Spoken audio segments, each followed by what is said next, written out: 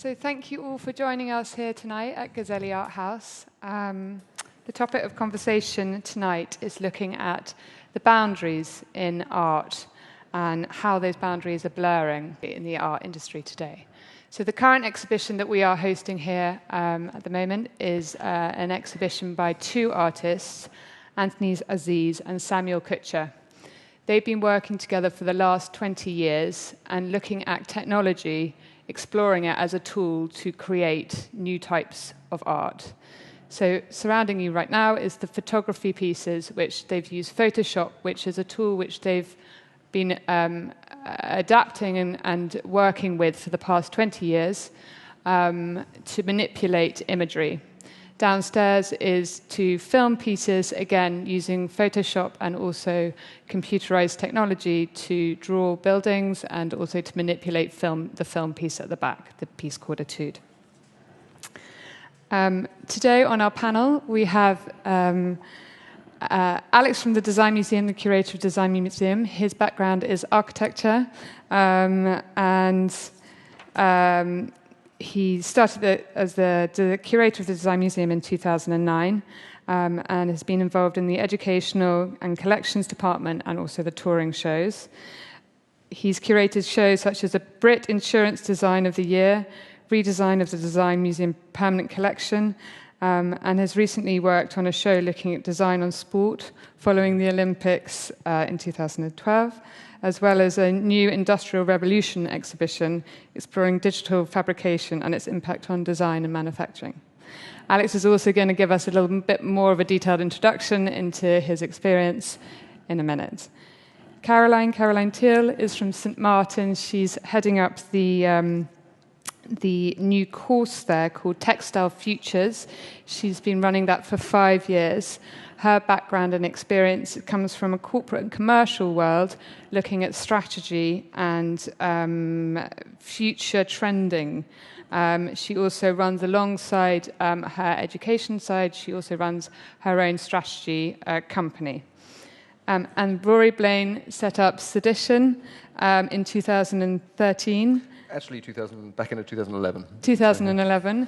And prior to that, he's had an extensive career in the commercial art industry, working in contemporary galleries such as Haunch of Venison and Blain Southern, or Blain. Absolutely. Again, all three will give a little further introduction to their experiences. The first point that I wanted to really start talking about is actually a question to Caroline, and looking at the next generation and how in today what students are requesting and wanting to look for when going to university. So it's not just now fine art, but it's also looking at all of the different kind of disciplines across the cultural sector. Mm-hmm. So Caroline, can you elaborate a little on that? So in relation to what students are looking for, so I think we're at a really exciting time in design and art education, in that we're moving to much more multidisciplinary models, and that's definitely the point of view that I'm coming from. Textile Futures as a course has been around for 13 years now. We've just evolved to change our course title to Material Futures, and this is very reflective of the sort of multidisciplinary work that we're doing. And we see, I'm coming from Central St. Martin's. I don't know if anyone's had the opportunity to visit the new building that we've just moved into in King's Cross. And one of the most exciting opportunities that building has given is for students to actually see what each other are doing. And we're seeing that they are more and more interested in moving outside of their own workshop areas, if you like, that has been predefined by the discipline that they might have applied for, and seeing how they can translate their skills into different areas effectively. I'm going to talk through maybe a couple of these examples. And so, as I mentioned, we have just gone through this title change to be called Material Futures. So we are a course which is dedicated to exploring the future of materiality. Maybe do keep going, that's fine, Clemmy. And ultimately, everything that we're doing, everything the students is doing, is looking to design for a more sustainable tomorrow. So observing how we're living today, observing, in a nutshell, this intersection between craft science and technology. And I think that's what's really exciting, is as we look at new scientific innovation, new technological innovation, and how we can combine that with perhaps more traditional craft skills and almost rethink the way that we make things to be ultimately, I suppose, better, more efficient and more ecologically sustainable. I'm going to highlight maybe this project as it's spinning past. So this, just to give you a flavour of the way that we do this, we're a 2-year master's. The first year is very, very experimental in approach. We run almost series of short workshops. This is one such workshop, which we called Botanical Manufacture. And here we were looking at proposing new ways for making or using materials and new ways of making objects. So basically we worked in collaboration with a botanist. And this is very important to the way I think that we're teaching now. Or maybe stop if that's all right, Clemmy. Just go back a bit. Sorry, go back to the, because it's probably going to be a bit confusing. Okay, back into this project, yeah. And if you go back one more. So this project, as I mentioned, was about working with a botanist. We're very passionate at Central St Martin's. All the courses are bringing in external experts from different realms, different areas of not just the creative industries, and exposing the students to their practice, to their research, and getting them to think about how they can translate this information into design potential. So, for example, working with this expert botanist, the students were introduced to lots of different plant types, which they were then encouraged to think about how they could manipulate the plant effectively to grow a product. So rather than industrially manufacturing it the way we do. So if you go on to the next slide. So this was one of the key examples that came out, using the idea of tropism, so manipulating the environment in which the plant is growing, the temperature or the light it's exposed to. And here the student is basically proposing making moulds that you are clamping round a plant such as a gourd. We were working with pumpkins here, so we constructed a greenhouse, if you move on to the next slide, that we put in the centre of the atrium at Central St Martin's, that these moulds were clamped around. So the idea that you could grow your iPhone case, for example, rather than sort of producing it using petrochemicals as we do currently. This is another example of really encouraging sort of multidisciplinary approaches. We work a lot with science, with scientists. So this is a project that we've literally just finished called Big Data, Designing with the Materiality of Life. Here we were collaborating with the Medical Research Council, looking at how they're gathering huge data effectively in relation to our health on a biological and a physiological level. And the students got the opportunity to hear 6 leading global scientists and basically work with the materials that they are working with, work with the tools that they're working with, and then translate this into design applications. So if the next slide, I think.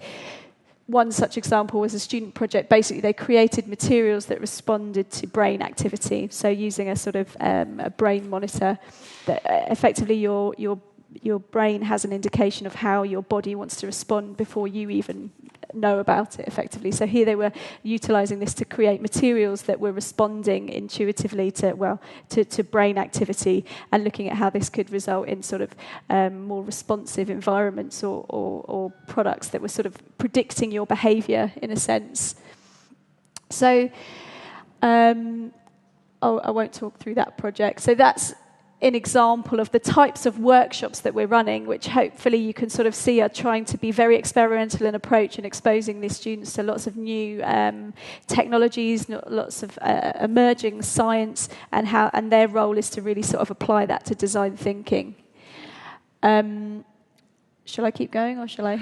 Well, I was just going to ask Alex actually how he responded to these kind of courses, and how, from a design museum point of view, he's sort of programming the next kind of exhibitions to kind of correlate with the next generation of Well, I mean, I suppose designers. it's important to say that we're not, and we're not a university or a school, so it's important that we don't actually do the role that universities and schools do, but we work in partnership with them. I mean, we work quite often in partnership with secondary schools, further education, higher education, and actually try to complement what they do. I mean, that's not just in design courses, but it predominantly is. But we can look at engineering and science and technology and other things that fit into it, as well as fine arts as well.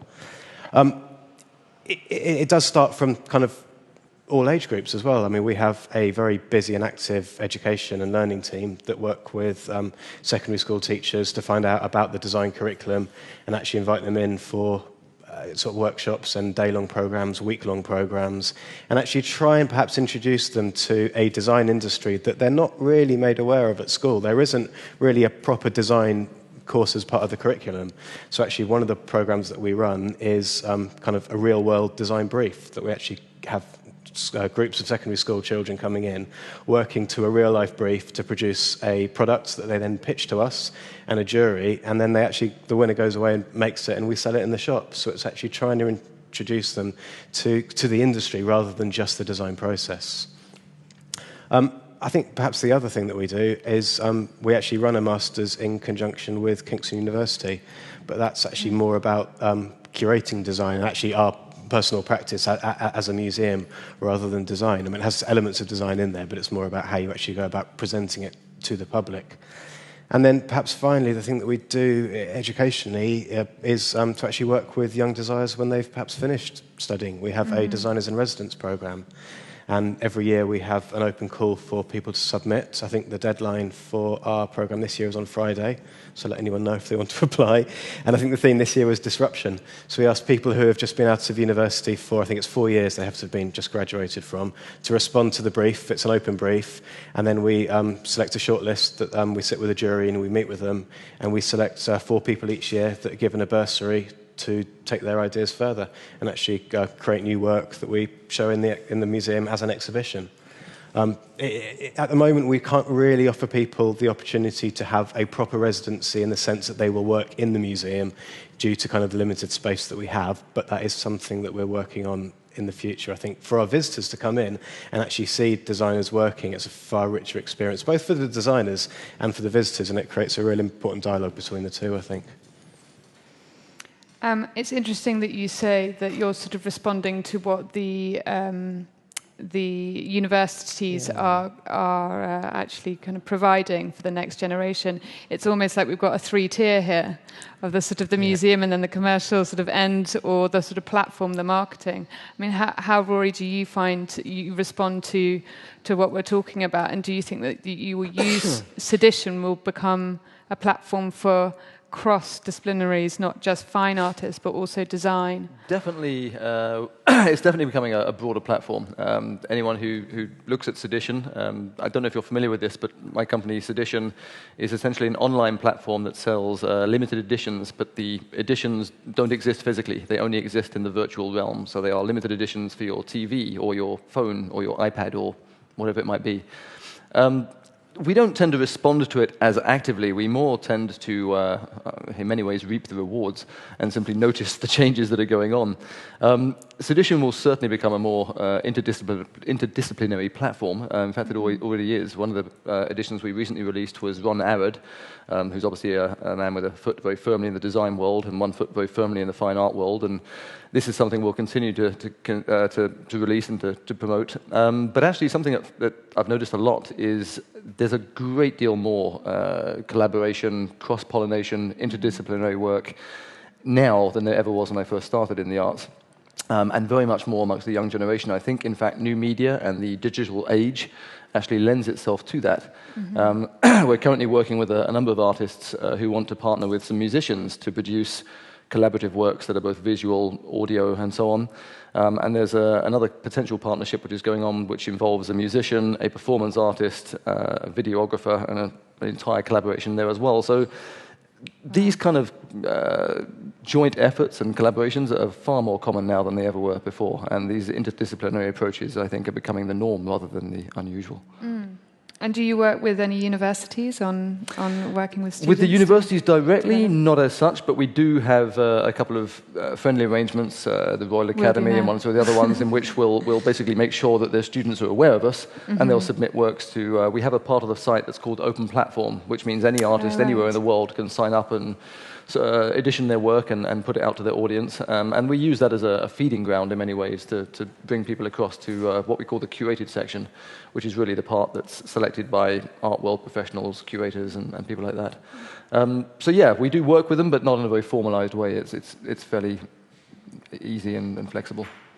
You mentioned how during your experience of working in the industry, how you've noticed this steady change between these being very separated to now this kind of cross-pollination.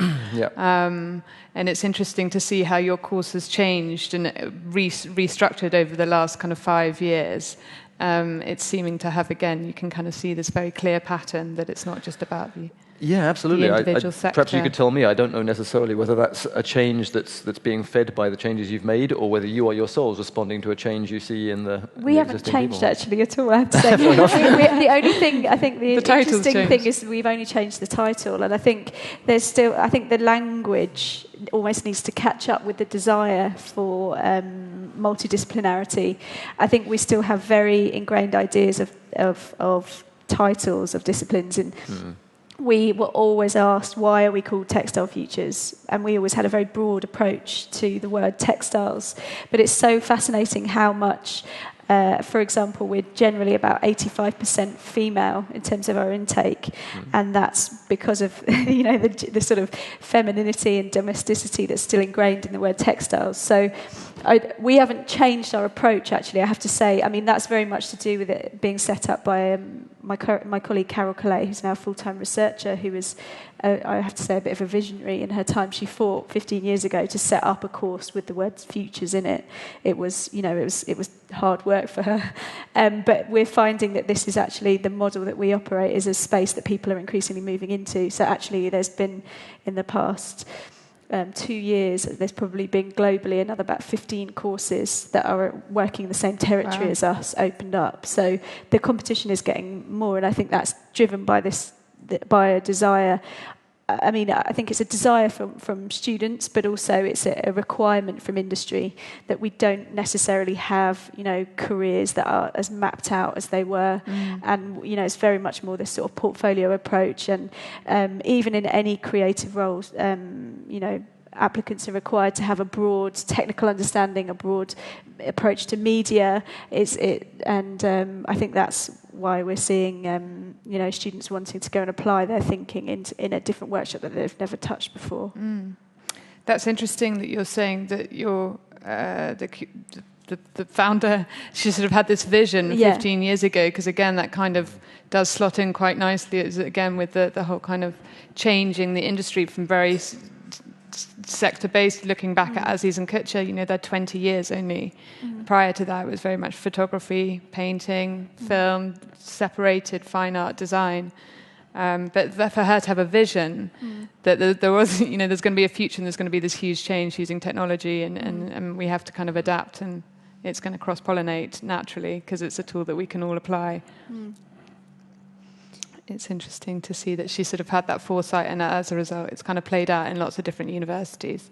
Yeah, and I think the challenge is how I think almost collaborative, it sounds ridiculous, but collaboration is something that I think universities are starting to think about, actually. How do you teach the skills for the best sort of most fruitful forms of collaboration? I don't know if you find that in your role, but I think we're very much asked continually for models of best practice, so that you can sort of roll that out to give students these skills to be able to apply thinking across a range of different fields. I think that's quite key in a number of industries, actually. It's obviously evidenced here in the art world, but people don't naturally, or historically, people don't naturally collaborate well together. I think if you, as an artist or an author or musician, you come up with an idea, you tend to safeguard that idea. You don't want to let it out of your sight. It's your property. More and more now, certainly in the younger generation of artists that I work with, and not just artists, in actual many areas, you tend to see that there's a far more open willingness to collaborate at an early stage. There's not quite such a proprietary of ideas. I suspect the internet may have something to do with that, this dissemination of ideas and this free access to everything in almost immediate time. I have no evidence of this. This is really speculative, but I'm fairly convinced that must be a driver for that, because a lot of these artists are now quite happy to throw ideas out and get other things back. And there was, I don't know if any of you saw it, there was a competition a while ago when David Hockney put out his iPad drawings as a new medium. And they put out a competition of iPad drawings to artists, or indeed people across the globe. And what they did was, instead of having a single work produced by one person, you'd have it started by one person, the next person fills in the colors, the next person adds a bit of detail, and so on, until after 100 people you have what is a finished work. That's an extreme example, but that's a very good sort of microcosm of the kind of thing we're talking about now, where 100 different minds are quite happy to pile in to produce something that doesn't necessarily have a definitive ownership. Peer production. Yeah, exactly. Exactly. Yeah. But I think one of the interesting things, a phrase has been mentioned already, which was design thinking. We hear that phrase mentioned more and more. It's not actually about designing, it's a process, and it's design thinking. And I meet people all the time that I'm not a designer, I'm a scientist. I worked on a swimsuit that makes swimmers go faster. But they had a design thinking way of working that enabled them to create something.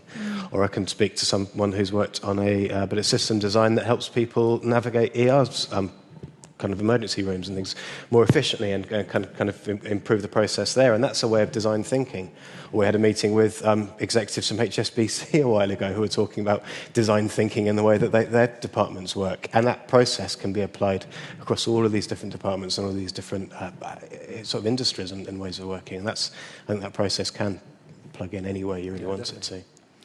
I think that's an interesting point, actually, but sort of flipping it up as well, looking at the audience, so who are responding to the exhibitions that you're putting on in the design museum. Yeah, well, we've got quite broad audiences, and Absolutely. That's one of the biggest challenges we have, actually, trying to kind of normalise their expectations, perhaps. And some people, I suppose it's a very crude way to kind of segment our audiences, but I think our research has shown that actually 70% of our audiences are sort of design specialists, and only sort of 30% are generalists. So they come with kind of expectations and kind of like pre-knowledge of what they think design should be or is already. And actually sometimes it's really great to smash those to bits and actually show them a bit of design for signage and ER that actually shows how you can navigate it. And people say that's not actually design, and then actually to explain to them how it is.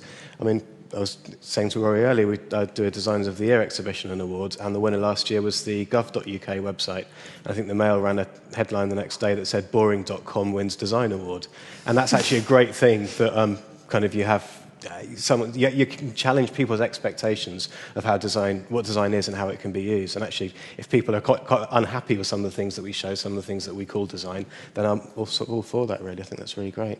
Looking at audiences, moving on, I just kind of wanted to think about that in terms of technology, online, resource, because naturally you're saying that 70% are sort of more specialist focused. Yeah. But then looking at something like Sedition, it's kind of appealing to the mass market potentially. Hopefully.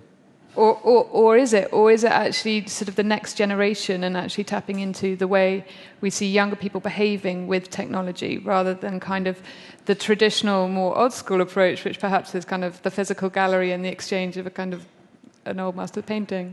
Well, it's kind of weird. Actually, for me, working in Sedition, one of the most fascinating things has been really the audience profile. When I first came on board, I had certain expectations about this being a new medium for an entirely new audience. Everything very new, everyone coming to the table for the first time. And in some regards, that's true. There's a great many tech-savvy people that are encountering artworks via Sedition and the screens that perhaps they wouldn't have done otherwise. But in actual fact, our core and most loyal and immediately faithful group of collectors and people that are buying the artworks on Sedition, certainly in the first few months, are pretty much exactly the same people that are buying the artworks in the galleries and everywhere else. They're the same collectors, they're passionate about the work, and they want to have the newest media example of those works. Cost, accessibility, availability wasn't really a factor for them. It was just about having that expression of it. So that's existing clients, but what about new clients? That's where it gets more interesting. In order to try to find out more about the demographic of our user base, we did a competition a while ago which checked out exactly, we always have the data of where these people are, and we asked people to send in pictures of them enjoying their artworks. We made it a very simple artwork so that people could be showing anything they bought. And we had pictures sent in of people all over the world. I'm not kidding you. There's a Damien Hirst spot painting as one of our images on the site. And we have a picture of a guy wearing what looks like a rice paddy type hat outside a mud hut somewhere in Mexico, of all places.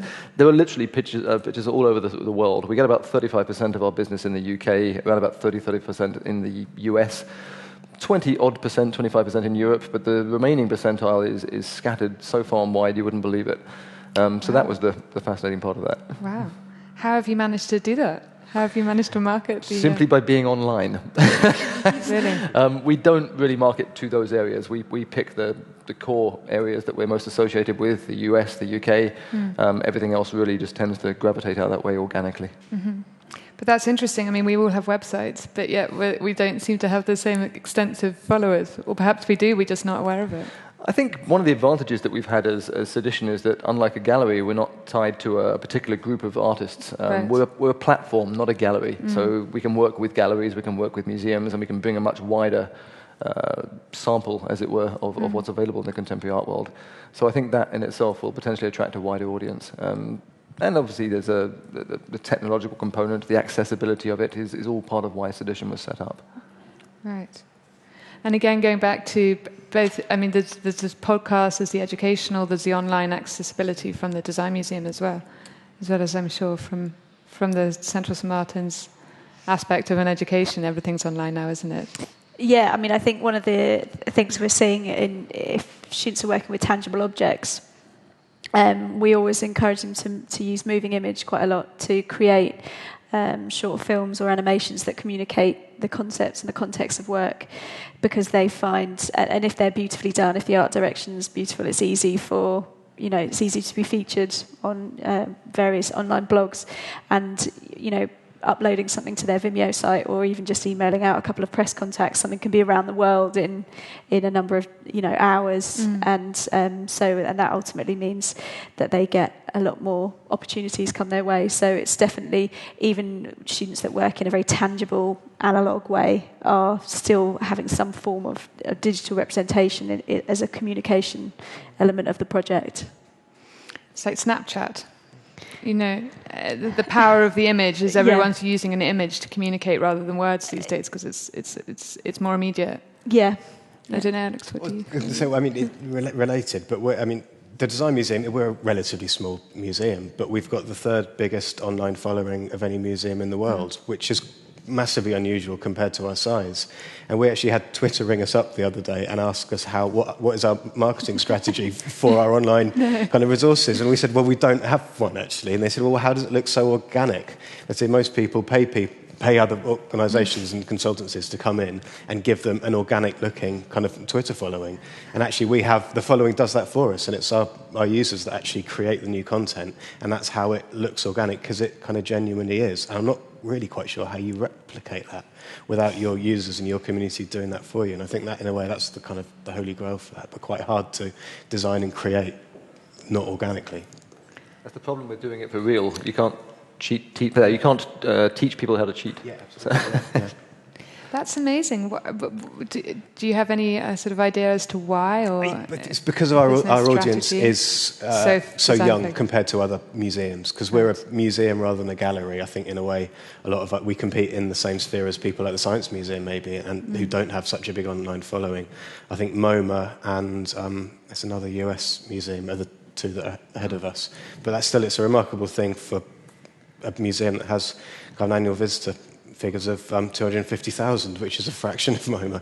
So it shows the power of kind of online audiences, I think. I would suggest from an external perspective that one of the reasons you've achieved that actually is because the Design Museum does pay attention to its online presence. Yeah. Most museums have been shockingly poor at that. Yeah. The visual arts as a whole have been very, very slow to catch up to the online phenomena. Yeah. due to Amazon, Kindle, iTunes, I mean, people are very, very used to paying for the people that bring them their literature or their music. The visual arts have lagged way behind in that, and I think people like the Design Museum are among the few that actually pay attention to their online presence. That's got to be, yeah. As the Design Museum, we're kind of beholden to do so. It would look very bad if we did. If you didn't, yeah, exactly. We have to make sure that we do look wheelhouse. after that as much as we can. The irony, though, there is that, same with the Tate or the Royal Academy or, any of the commercial galleries, we all should obviously be aesthetically the strongest out of all of the different kind of industries, surely, but yet we're not. But perhaps that is because aesthetically we can be, but the back engine we're not so strong at. I think traditionally, in my experience, artists tend, it's not always the case, they tend to be natural innovators. They're quite quick to try new platforms, new ideas, new things. The infrastructure that supports them tends to be quite conservative. Yeah. And therein lies the dichotomy. One is pulling one way, the other one is trying to hold on to the status quo. And I think now we've reached the point where the visual arts can't do anything but catch up. Mm-hmm. So this is where this could be famous last words. Well, Aziz Cucher is trying to present this in the actual physical artworks. Absolutely. As well. And Caroline, sorry, you had more of a presentation to continue. No, it would be interesting to... Maybe I think when I was putting this together, thinking about why this blurring, why this multidisciplinarity, and what does it afford. And I think maybe I'll just talk about this example. This is a recent graduate, Natsai Chaser, who has been working in collaboration with a biologist at UCL. And here she's been culturing bacteria, which she basically uses as a dye stuff. So if you don't mind moving on a slide, Clemmy. So effectively she's looking at the sort of inherent unsustainable nature of textile dyeing, that there's huge amounts of water used, and often the sort of byproducts are really quite unpleasant. So she basically is working with this biologist to feed bacteria in different environments to create different colours, which can then be used as a staining process to colour the textile. So there's no water involved. And she's also doing this sort of combination of like low-tech, analog, back one, if that's okay, low-tech processes such as screen printing. So using this intervention with biological material in combination with a craft process. And I think this is interesting in that we're seeing this sort of multidisciplinarity open up new solutions, I suppose, because we're living in an area of, I suppose, as a course, we're coming from the point of view that we've got diminishing resources and growing population, and we're going to have some problems in the near future. So I think there's also this sort of combining of knowledge and approaches is necessary in a more sort of, I suppose that's a bit of a negative viewpoint, but we're effectively looking at providing solutions, I suppose. Science is this convergence of design and science is something that we're particularly interested in as a course. This student was working, if you don't mind going to the next slide, this is a proposition for a trainer, basically a high-performance trainer. And she was working with Dr. Martin Hanzik, who is the leading global scientist looking at protocell technology. Protocell is basically when you can intervene with a material in a laboratory setting to make it behave as if it was living. So imagine there's this spectrum from non-living material to living material. And she was basically came across this science and was looking at proposing it for a design application, and the high-performance trainer was one of the most relevant because you were most effective at running when we're barefoot running. Anyway, so she got in touch with this scientist and basically was working as, I suppose, a communicator, because there's long since been a relationship between designers and science, but generally designers have been sort of prettifiers, I suppose, communicators of either data visualization or visualizing how a concept works. But increasingly we're seeing the relationship almost turn round to, I think, scientists really appreciating the value of a designer or an artist to actually pose questions that they haven't thought of before or approach their field of study from a completely different viewpoint. So, I mean, that was one of my first roles when I graduated from my master's 10 years ago, was trying to initiate collaboration between designers and scientists. And initially the only thing I could do was to get people together was offer free beer or access to the opposite sex. But I'd say sort of 10 years on, there's been a real mind shift. So designers have always looked for a subversion, I think, in their work, but scientists, I think, have traditionally been quite, well, not all of them, but generally speaking, my encounter was that they were very focused on the area of research. But I think now we're seeing that there's a real breakthrough in terms of the value of this sort of multidisciplinary collaborative action. So I think that was one of the things I wanted to pull out, is the justification for this type of work.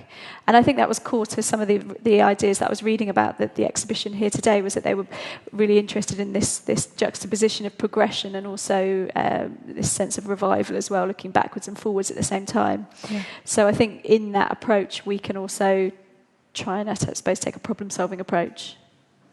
That was me on my soapbox. Maybe I'll skip over. Maybe I'll just end with the video, if that's okay, because as well as, I mean, this project, so we have students working in collaboration with anthropologists, with archaeologists, with scientists, and then some with industry. I think some students are working very much with more in an industrial context with a company that they're reapplying, I suppose, the way that they are thinking about a specific service or technology. So this example, if you don't mind whacking that video on, Clemmy, if that's all right, if you've got it. So there was sorry, I'm being a pain. This student that I was going to end on was basically has been working with the fragrance industry and looking at, there's an emerging technology within the fragrance industry called headspace capture. And this is basically the ability to be able to siphon off any odour to then effectively pull it through this. This is a scent camera, basically. She's created building on this headspace capture technology, the ability to siphon off a scent, to put it into your Madeline, she calls it. It's extracted, sucked through a vacuum into this filter, which can then be sent off for analysis. So just exactly the same relationship we used to have with our analogue cameras. Then effectively this is analysed in what's called a GLS machine, which is a piece of equipment that has been long since used in the fragrance industry. So you can then analyse the recipe of the odour that can then be synthesised and sent back to you. So the idea that you can sort of capture, synthesize, and store any scent, and the sort of opportunities that arises. So as well as collaborating with in sort of new fields of research, I think many of our students are really interested in collaborating in an industrial context. So she's actually gone back to work within the R&D department in this particular fragrance house because she's sort of applying, I suppose, a new way of thinking about an existing technology that they use and domesticating it and communicating it. So I think that's that sort of blurring of boundaries between, I suppose, research, industrial development is also an area of interest. And I suppose that students are really interested in, making their own roles, really. Have any of your students collaborated with any of the other sort of fine artists in the other courses at St Martin's? Yeah, definitely. I suppose there's an ongoing conversation about, what is art and what is design, and we have that, I suppose, almost on a weekly basis. I think there's a lot of exchange going on in technical skills, we often find, and that happens on a social level as well. You find the bar is the most effective way of kind of, if you don't know how to do something, then we find our students go in there and sort of start conversations and say, I'm looking for somebody that can help me with this, whether it's digital media or, I don't know, physical computing or lace making or whatever. So there's a lot of, I suppose, in terms of collaboration with fine art, to date it's been more on a technical level, which is interesting because I suppose the strength of many of the artists is more on a conceptual level. But yeah, I mean, I think they're looking for these fruitful relationships, basically. And have any of your students from this course, have they kind of ended up in a career in the gallery in fine art. It's quite difficult to define them any longer, but you know, is there sort of been any real experiences that we could kind of talk about that of artists that perhaps, you know, are represented by a gallery, or I suppose or projects that have aligned themselves with? I mean, we've seen obviously things like Design Miami and Design Basel. Some of our students have moved into commissions there. For example, we had a student that was particularly fascinated in changing the material properties of wood, basically, and she was making flexible wooden surfaces, wooden carpets, really. And her research question was just simply, can wood be a textile? And because it was so alluring in its capabilities, she's had sort of multiple commissions and showed in places like Design Miami and Design Basel. So I suppose definitely, but from a sort of material interrogation point of view. And Alex, how would you respond to those kind of questions? I mean, I quite often talk to designers, artists, about where they see themselves in that sphere. It's quite a complicated thing for them to define themselves. I think people don't really like to do it, and it's quite unusual that you find someone that actually is quite confident saying, yes, actually I sit here or I sit there. And I think, as we said earlier, it's because it is much more multidisciplinary than it ever was. I mean, the museum was, when it was originally set up, we've been going for 25 years, so we're still fairly young in terms of a museum. Our original director said that actually design is anything that has a relevance to mass manufacture. I mean, that doesn't necessarily have to be something that is mass manufactured, but anything that has a relevance to. But even that now seems a bit restrictive, actually, and I don't think that's what we operate to at all now. I mean, we quite often we're under quite a lot of pressure sometimes to actually define design as part of the museum offer, and maybe even write what our definition of design in kind of the entrance for people to come in. Some people say, well, or visitors say, we still don't know what design is. But we don't really want to do that either, because that's not for us to say what design is. That's kind of for the visitors to create their own meaning from the things that they see and the experiences they have within the museum. I think it's an incredibly difficult thing to place yourself or other people on that spectrum between art and design and everything else that feeds into that big melting pot, really. I mean, I worked with, I don't know if you know the designers Dunn and Raby. I worked with them on an exhibition recently called Design Fictions, and they quite often work with subjects they call design fictions, and they had a proposition of kind of a near future in the UK that they wanted to try and describe, and ask people to look at their proposition for this near future, and through that question kind of things that we do today. So they actually looked at transport systems and different ways of vehicular kind of like transport to kind of get us to question what we're doing at the moment. A lot of people saw that exhibition and said, this is fine art, this isn't design. And actually I said that to Anthony Dunn, and he got a little bit upset by that, actually. He said, but I'm a designer. I use design processes to actually accomplish what people would normally perhaps associate with sort of fine arts, but actually I'm very much a designer. So he was actually quite comfortable defining himself as a designer, not as an artist. And I think that's probably because people normally call him an artist rather than a designer, and he wanted to push back a little bit. So I think it's that case. It's people wanting to push back against the boxes that other people put them in, perhaps.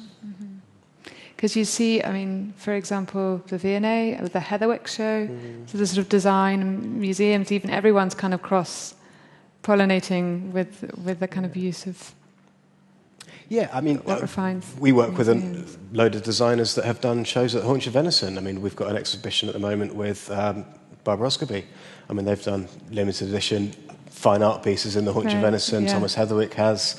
I think, exactly. I mean, those type of designer, actually, I think they encourage that kind of tension between their design work, if you like, and their fine art work. And I think they quite like to put them in separate boxes and say, I do this and I do this. And I don't think Thomas would necessarily say that he uses exactly the same processes that he goes through to do the London bus as he would to do some of his Haunch pieces. I think they maybe come from the same kind of kernel at the beginning, but they go in different ways eventually.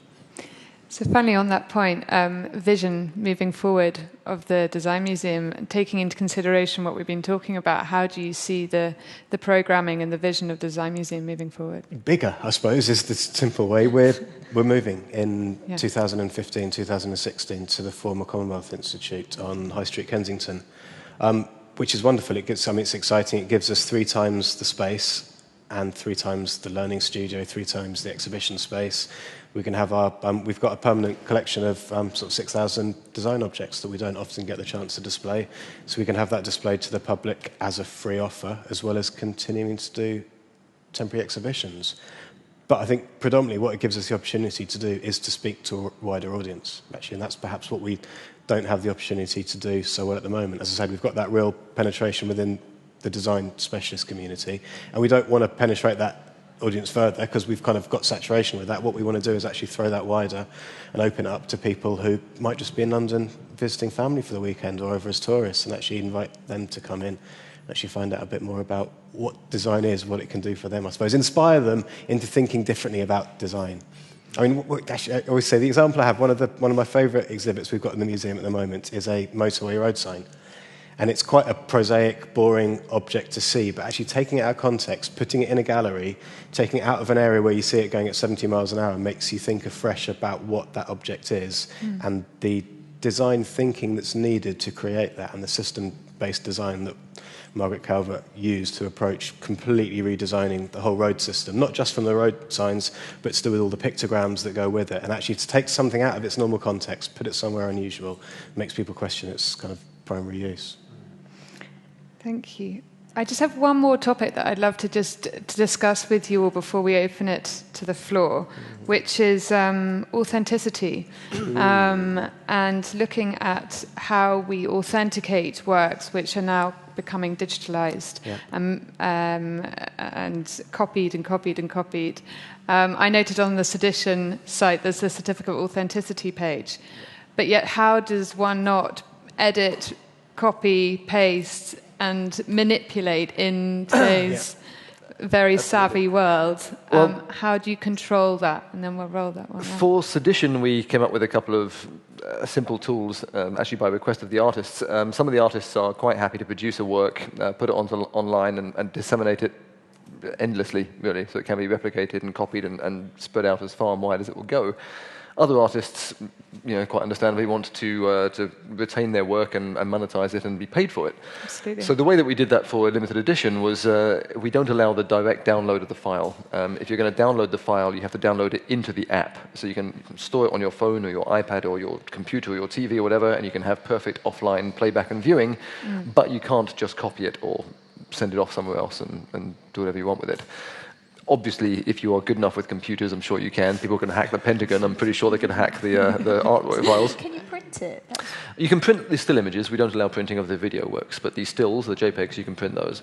But again, this is all of this depends on two things. One, the artist has to be willing to put a work into that domain with those structures around it to make sure that that is the way they want to do it. And the other one is authentication in the digital world it's a slightly different concept. I'm trying to think how to put this. People have long struggled with two things on this. One is authenticity, and the other one is value, if you will. And it's an argument, I find it quite difficult to have the conversation, because it's an argument that should have been dead a long, long time ago. There's no more inherent value to the arrangement of pigments on a canvas than there is to the arrangement of pixels on a screen. Both of them derive their value by virtue of who put them together. The value part really is meaningless. What you're looking at is still an artwork. It's still an expression of an idea or a visual concept or something in visual form by an artist. That's really the key to that. The value side of it and all the other parts of it really are secondary ideas or secondary constructs.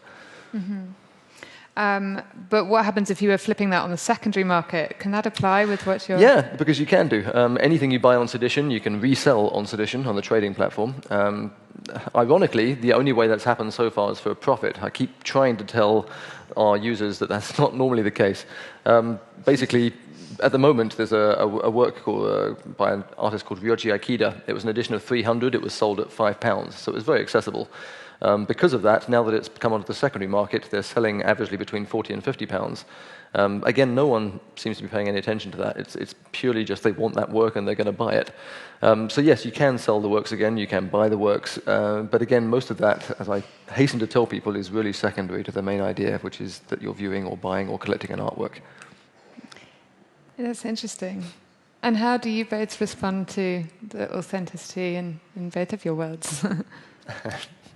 After you. I think it's a really interesting topic that we continually have to look at how we work with IP advisors with the students, but we exist in a much more open source environment, and especially if there's been several different inputs to a project, we encourage a student to think about how they credit people properly, what that means if they get any opportunities, any more commercial opportunities at the end of a project, how they might negotiate that. So it's basically we have to continually rethink about the way that we're advising students, essentially, and have to keep really.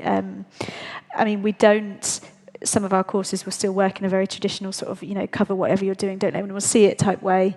But I think with your futures in your title, you can't, but acknowledge that we're, collaborating to make things, with brands in ways that we've never done before. So it's difficult.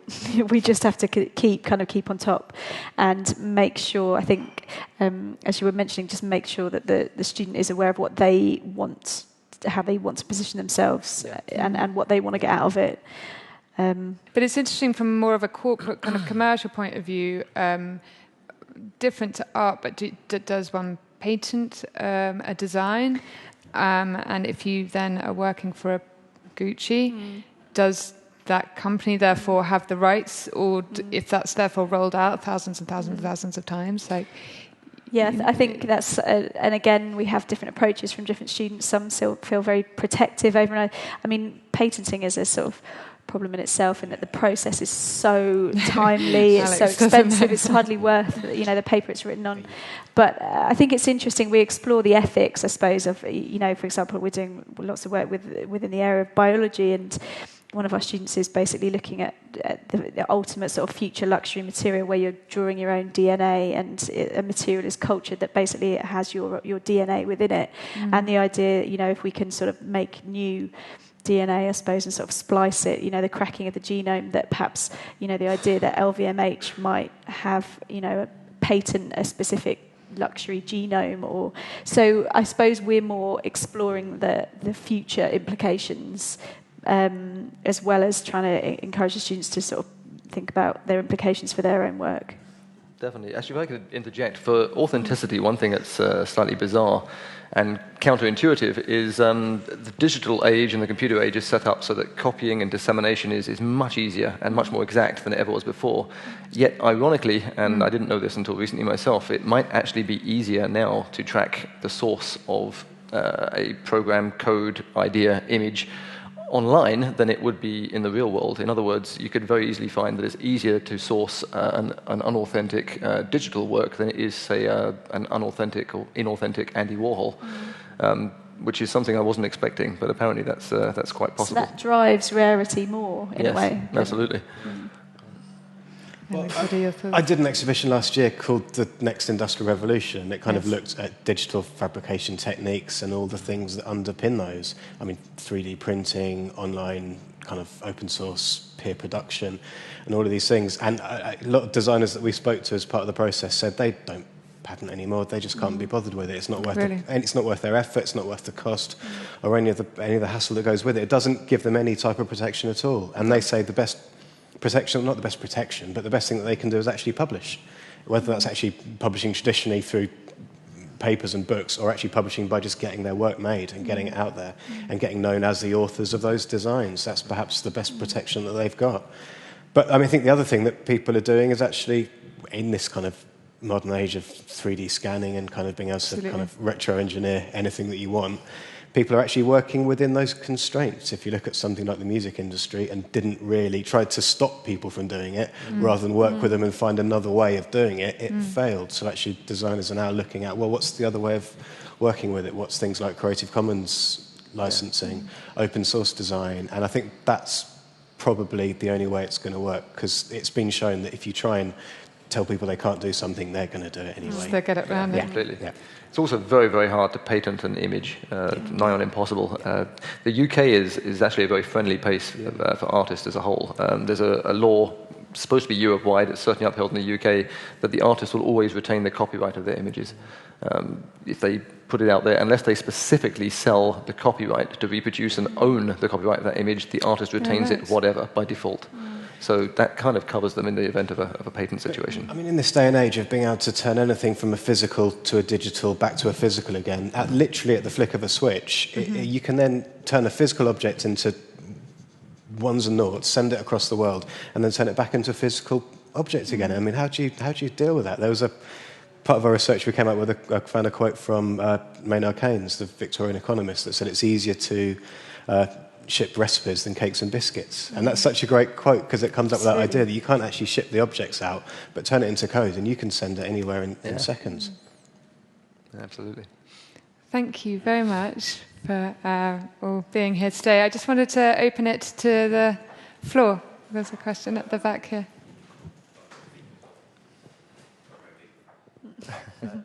Yeah, thank you for the very interesting insights. I was just going to take a little point. You used the word convergence, and I think the word convergence is not the right word at all. You should be using the word divergence. I was going to give you a great example. There used to be this great field called biology. There's still people who are biologists out there looking and cataloguing animals. And there's a great field, chemistry, and there are chemists there making new types of paint. And there's a completely new field, biochemistry, which is much younger, which is cross-disciplinary, which has far more work in it and far more effort. So I think you're going to find not a convergence of ideas, but a divergence. Each of these collaborations create new fields. I think that's a really good point, and I think the linguistics, as I said, is of this. Whatever you want. I mean, people are now saying transdisciplinary. People say you're not multidisciplinary, you're transdisciplinary, and I think it gets quite difficult to actually stake a claim in the ground and say no, we're this and we're not that, because the almost people get. I mean, to some extent, this collaborative practice is very it's on trend. It's people are. That's why we're seeing all these courses pop up, and it's kind of interesting for us because, as I said, we have been doing it for quite a few years. So the linguistics I find really fascinating, and why. So what's your difference between convergence and divergence? Just out of interest. Convergence is everyone. Sorry, convergence is everyone. Going to McDonald's. Yeah. I think everyone can hear me, but divergence is, we've got 300 different restaurants. Okay. We've got Japanese restaurants and Indian restaurants and stuff. Convergence is about this idea that some sort of conformity will swamp the world and we will go back to some dystopian Thomas More utopia. Whereas divergence is, creativity and spontaneity and different things happening. And this is why the word divergence is much more exciting. I suppose I think of convergences because what we're seeing now that I think we haven't seen is both parties or the multiple parties being equal. There's always, I think, to date, there's been a hierarchy in which the creative has been at the bottom, generally speaking, that you've been viewed as a prettifier or a communicator. But actually, when I think of it, I think of sort of rivers, effluents, and whatever. And it's a very narrow definition of creative. Creating objects. Yeah, I mean, I don't believe that, but that's what I'm saying is as a general perspective. Yeah. And I think actually it's shifted, so we're not at the bottom anymore. We're kind of. You have to create things that people want, then wealth comes from that, not from creating things just for the sake of it. Yeah, I think you're right. I think with the convergence versus a divergence idea, I think you're actually talking about the same thing from slightly different angles here, because in many ways, from a convergence point of view, if you will, multiple disciplines and different approaches are kind of zeroing in to the same effect. We spoke a little bit about this at the beginning, and the idea of there's so much more cross-pollination, interdisciplinary work amongst the arts, and indeed amongst all industries. And I think this is a very natural evolution, in fact, a natural return, because this was always the case. It's not an accident that people like Leonardo da Vinci, our best, most famous artists, are also among our best and most famous scientists. These two have become very, very separated in recent times, but actually that was never the case. I mean, the way the brain works on very logical, very rational, very sort of numerical things, as it were, can be greatly aided by the interpretive, intuitive, creative leaps that come from, if you have the scientists believe you, the other side of the brain. My point being that separation, that segmentation, I think is breaking down a lot in many disciplines, not just the arts. And I think that can only be a good thing, because I think using those different skills, those different approaches, those different perspectives can only help to lead to new fields, whether it's biochemistry or simply an understanding of the field you're already in. But it's definitely what's happening, I think, whichever semantics you use to describe it.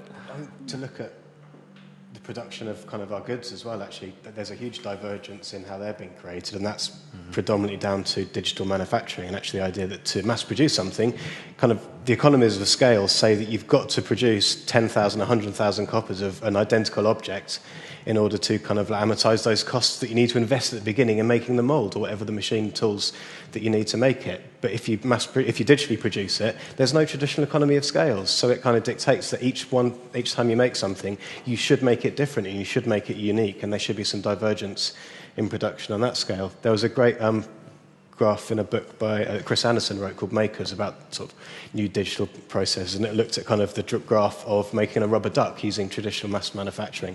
And the first one will cost you maybe £100,000 to make your first rubber duck, and you made your 100,000th and it'll cost you pennies. But if you were to 3D print one, each one would cost you 80p, but you can make each one of those 3D printed ones different at no additional cost. And that's quite an exciting thing to think about, and actually the fact that every kind of object that we have could potentially be bespoke and customised to our individual needs. Have you got any other questions? Well, yeah. Sorry. Couple more. To what extent should the designer understand the production means, and how do you explain the production techniques to designers? We often talk about this holy trinity of kind of design production of kind of consumer, user, designer, and maker and manufacturer. And that's kind of how it's often worked, in this kind of balance between the three of them. And a designer would traditionally need to know a lot about manufacturing process. They'd need to know about molding radiuses in order to injection mold a casing for something. That's kind of being blown out to the water a little bit with digital processes. You can use these. We used to talk here about computer-aided design that's now computer-aided manufacture. It's CAD-CAM rather than just CAD. And the idea that actually you don't need to know about how something's going to be made, because the computer software will work it out for you. You can actually just press print rather than actually having to know about all of these different production processes. And that's potentially going to democratize design. It can blur the boundaries between these kind of this holy trinity. And in a sense, a single person can become designer, maker, and user. We've seen that similar process happen with kind of graphic design and desktop computing and the democratization of our print goods. And there's potentially a similar thing could happen with the democratization of our physical goods. Whether or not that will happen, I don't know, but there's the potential for that, I think. Hi, I think I've kind of lost the plot a bit back here, but I came in quite late. And I haven't really put together what I wanted to ask you, but it does kind of pertain to the artist resale right. And I guess, Rory, I'm particularly thinking of going from gallery to online, and works that now are being put forward that can be acquired, and you talked about being sold for £5, being sold for £40. Mm-hmm. I'm a sculptor. I haven't. But I think you know what I'm trying to ask is that you're putting something online, a work of art, that then can be resold and resold. How does it link to the artist resale right? In two ways. Excuse me. We've built in a system on the site whereby, obviously, for the I presume everyone's comfortable with the difference between primary and secondary. Basically, the primary run of the edition is the very first time it's come up and it's sold. Once that edition run of, say, 500 has sold out, anyone who owns one is then free to resell it. That resell is the secondary market. I'm sure you all know that, but just to be clear. In terms of how we work it on Sedition, every single sale that comes up, the artist will have a share in. The initial sale, the primary run, is a straight split. as per the artist's expectations. After that, every time an owner of an edition sells a work on the trading platform, Sedition takes 10% of that sale price, whatever it might be, whether it's less or more than the original, and the artist takes a share of that, of our share of that. So every sale that happens on the platform, the artist will continue to own part of that deal of their work. That's one way it's covered. That's the way we've set up. The other way, of course, is the normal droit de suite laws, although I think they only apply from a €1,000 cutoff, which is why we set up the 10% margin to make sure the artist still got rewarded at that lower end of the scale. Does that help? Were you asking that also from the point, if you're a sculptor, looking at Sedition as a way to, as a platform to market your work as a three-dimensional? Yeah, there are some sculptural artists on there, so take a look. Sorry. One more question. Two more questions. Historically, in the arts, I mean, since the Renaissance, which you mentioned, Rory, sculptures and fine artists were on the same level footing as, say, a silversmith. Do you think that this, and that's obviously changed in our recent history, do you think that this new language might help sort of craftsmen and the contemporary craft scene also develop a sort of more equal footing along contemporary art? Good question. I honestly don't know. I think it will inevitably nudge that way. I think it has to a certain extent, but it's not going to make it an even playing field. I'm trying to think of an example here. If you're looking at the infrastructure that supports the fine art world, if you will, which is the museum curators, the gallerists, the collectors, and academics, and everyone in between, that is a very entrenched and very, very built-up sort of infrastructure that's been in it for hundreds of years now. If you go to the new media work, what we're doing on Sedition, some of the artists that we've offered a platform to there are the people that we all know and love. It's Damien Hirst and Tracy Emin and the guys that put British art back on the map some time ago. But we really wanted to offer a platform to the people who are pushing the envelope in terms of the really new media work, digital artists, online artists, net artists. A lot of these guys, unless you really focus on that area, you wouldn't have heard of before because they don't have the infrastructure that these other people do. They don't reach the newspapers. They don't, unless you're kind of watching TED Talks and really focused on the online world, you're simply not going to have encountered them. And it was very important to us that we offered that platform for them, which, through open platform and other things, disseminates down to the main populace, so that, the craftsman, the hobbyist, the person who's in the back room producing incredible works in their imagination, whatever it might be.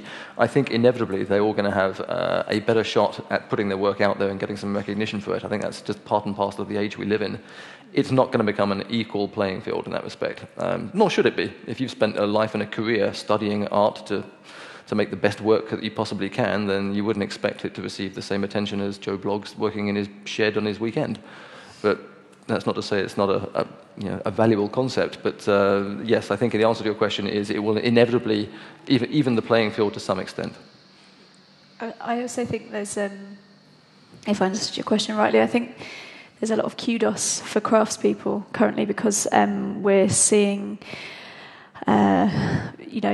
new, perhaps the new approaches using digital technologies that, which is meaning that particular skills are perhaps in decline.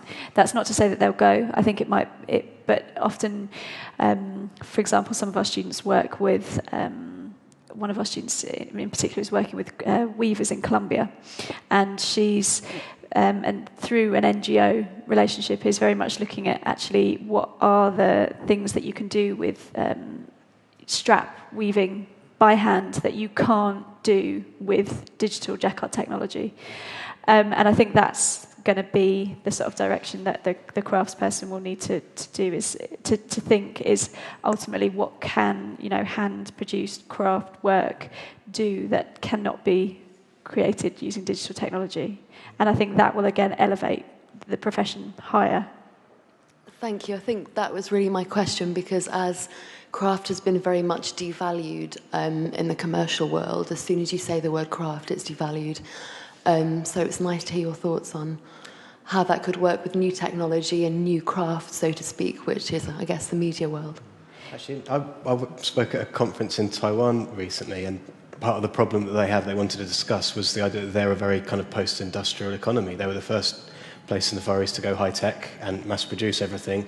And now wages have risen, they can't compete with other markets. So they're actually trying to work out, well, how can they boost their economy now that they're in a post-industrial kind of system? And actually they're looking towards craft, and they've got a real strong traditional craft kind of technique and background in Taiwan, and that's the thing they're looking to try and give a boost to their economy. So I think people will start to look at it again. I think it's about positioning yourself. I mean, the one textile case study that I think of in relation to what you're saying is Nottingham. That obviously we had a textile industry in the UK, and it's basically gone. The only area that seems to be still doing really well is Nottingham lace, because rather than investing in machinery that China had basically invested in quicker and more of, they've gone down the real kind of niche, very, very old, really investing in their old machinery and saying this is what it can do in terms of quality and the different types of yarns that you can use here. So we see lots of really high-end fashion designers pull it back to Nottingham. It's like its certificate of origin. It's almost like Parmesan or mozzarella or something, isn't it? It can only be produced in a particular place. I hate to add the pessimistic note, but recently I've become completely convinced that there will be no craft and no human activity that can't be replaced by a computer. So I think there'll be a short-term spike in terms of these crafts and these things as that takes hold, but long-term... I would disagree, and I would... I hope so. I'm hoping for your side. I would just to make an interesting conversation, I'd direct you to look at Mark Quinn's Gold Cape Moss, which was made by very experienced silversmiths, and it took them painstakingly a few months to put together. It was made of gold, and the gold price went up, doubled actually. Luckily, they'd bought the gold beforehand. But I think it's an interesting question for me anyway to put out there, to see that sometimes an artist cannot realise what they'd like to in hand or as an object if it's not digital, without the real sort of skill. So I wonder how much going forward that would make sort of craft an interesting proposition for artists to use when they can't perhaps make something or realise what they like that isn't actually just on a screen. I hope so, and I hope that's true, and I hope that we will maintain that human edge. But I was singing this song back in the early 1990s, and I was telling everyone that there's no way a computer would ever beat a human at chess, and then Deep Blue beat Garry Kasparov in 1998. And since that time, there is no human function that hasn't been superseded or is on the way to being superseded. And I really hope that's not true, but that is pessimistically my view. But you will always have, I think, the action and the reaction, won't you? You will always have but it makes me think of vinyl, for example. Like, vinyl sales are going through the roof at the moment, aren't they? And so I suppose you will always have a sort of, even if it is a cottage industry, you'll have... And it makes me think about, we work with Microsoft, and going to Microsoft's home of the future that they have in their headquarters in Seattle. And they've had it for, I think, like the past sort of 30 years or so. But it is every cliched vision of the future you can imagine. And, we still want to surround ourselves with wood, for example, don't we? I think everyone has a perception that the future is white and shiny. But I don't think it be the case. No. They're not mutually exclusive. You don't have to be digital and inhuman. You can be both. And I think some organisations like the Craft Council have actually struggled really quite a lot with trying to actually communicate what digital craft means to their membership, who are, in many cases, quite traditional, actually. And it's a really interesting conversation that they've been trying to have, because it's necessary. I mean, there is a lot of digital craft these days, and it's trying to, I think, for someone like the Crafts Council, trying to work out what that means to them and their memberships and communicate it. Yeah, I just want to make a brief comment about craft, and thinking of code as craft, as a contemporary form of craft, and how developers these days, they tend to sit in the back end of many businesses, but they are essentially the craftsmen of many of the projects today. Some of them are artists, but absolutely. Yeah. And code actually came from craft again. Sorry, just to go back to it, was actually computer coding came from Jacquard technology. Basically, you program weave in terms of zeros and ones, and that's what the early computers were looking at, was Jacquard machinery. So there's a totally interlinked relationship that's not going to go away. One last question. Hear me in this room. Yeah. Gives you more power. The one thing that will never be taken over by computers is human desire. And though computers and digital technology and advances will make things cheaper to make, and this is the problem with craft, obviously, is it's expensive. And the good craftsmen use the latest tools to bring their cost of manufacture down. Human desire is always unique.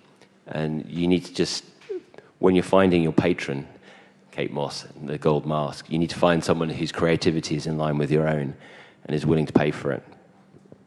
Yeah, absolutely. And I think you're right. I think human desire is going to underpin all of this. And I'm hoping I'm wrong, but I've definitely lost my faith on that side of things, particularly since the recent advances in artificial intelligence and this kind of thing. I mean, we're really now knocking up against the last bastions of human reserve.